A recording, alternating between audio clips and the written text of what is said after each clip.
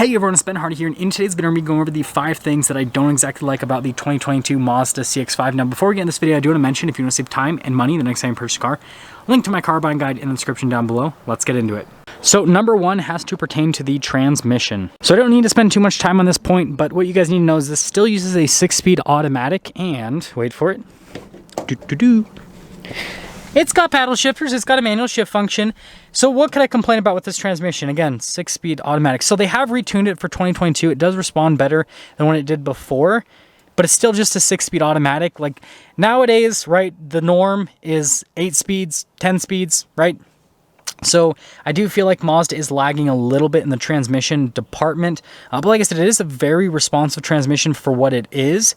But I just think about what this car could be if it had an 8-speed or a 10-speed automatic, whatever they end up choosing. Like, think if Mazda decided to work with ZF and used the ZF 8-speed automatic with this turbocharged 2.5 liter.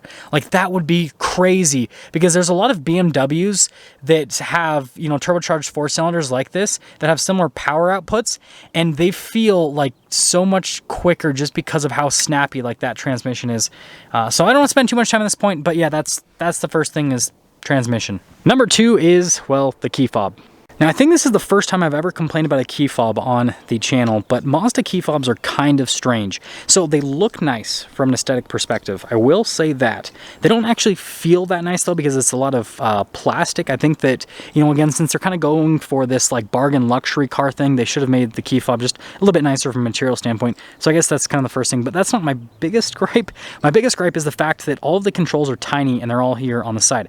Yes, you do get used to it, but at the same time, I don't know, I wish they were a little bit bigger. And also, I don't see any remote start.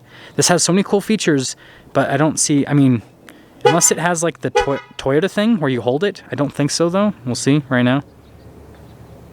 No. So yeah, no remote start either.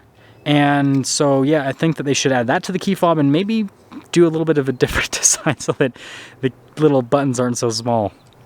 Now, number 3 is certain interior items. Now, this is where things get kind of exciting. So, first item that I have a slight gripe with is actually this thing. So, I think it's great that the rear passengers have heated seats, but I think it would make more sense if the heated seats were potentially on the door panel. Now, here's why. You have the heated seats in here, which is great if you have 2 people. But if you have someone here in the middle, and for some reason, let's say one of these passengers want to turn on the heated seats, then like you can't do it.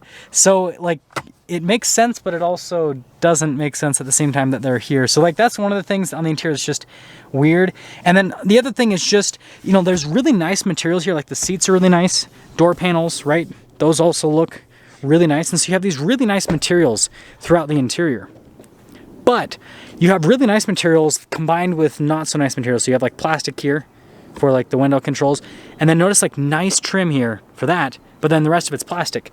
And then same thing here. Really nice for these controls. And then just plastic right there. And then we pop the steering wheel. Look how beautiful the steering wheel is. And just like plastic. So it's weird that there's just like this. I understand, because ultimately this is an economy car, in a sense, an economy SUV that's kind of going for like a budget luxury kind of take on things. I understand. I completely understand. But at the same time, it's just so strange. I have these really nice materials combined with not so nice materials throughout the interior. And obviously, you know, I'm sure that's how they keep the cost where it is with the CX-5 versus some of the other luxury automakers. But yeah, it's just something to note with the car. But the biggest thing is that armrest thing. It's weird. Number 4 has to pertain to the infotainment system. Okay, let's start her up. Pretty cool, right? Okay, so here's the deal. First off, the infotainment system is not a touchscreen, as you guys can see. That is my first gripe, is that, you know, Mazda says that they're doing this for safety reasons, and, you know, I don't know. I can't comment on whether or not a touchscreen is more or less safe than this little dial that we have to use. I wish that they would just let people choose, honestly, that they could keep the dial and they should let people choose if they want to use a touchscreen or not. The next thing is, because it's not a touchscreen, look how difficult it is to, so like first off, you're on the screen, let's say you want to change the music. Got to go to entertainment, okay? Then I have to press in for menu. And then I have to go to tuner controls, or what's easier to use is manual tuning, and then I have to do this to change the radio station. Now you can set favorites in the car, but you know, to set a favorite, you got to find your favorites, right? So it's not exactly the easiest system to use to like go through stuff with the radio and all that. And so yeah, overall, I mean, it works, right? It's a modern infotainment system, but like I said, I think that Mazda should make this a touchscreen and let people choose, because like in the Miata, they had this infotainment system and it's a touchscreen, and it works great because it's like, okay, I can do touchscreen stuff or I can do dial stuff, whatever I want. So yeah, there you go. Now the fifth and final thing has to do with the powertrain not being available at a lower cost. Now here's what I mean. This one is the CX-5 Signature, and it has the turbocharged powertrain. Now the other way to get the turbocharged powertrain is to buy the Mazda CX-5 Turbo. And that is the lowest available package that they offer the turbocharged powertrain, which I think is a slight mistake in my personal opinion, because this is such a like solid performance offering with the turbocharged engine, and I feel like it's a performance bargain as well, because if we look at the pricing on the Signature, for example, you can see total MSRP almost $40,000, but a little bit under $40,000 for this, and this is like the most loaded up CX-5 you can get.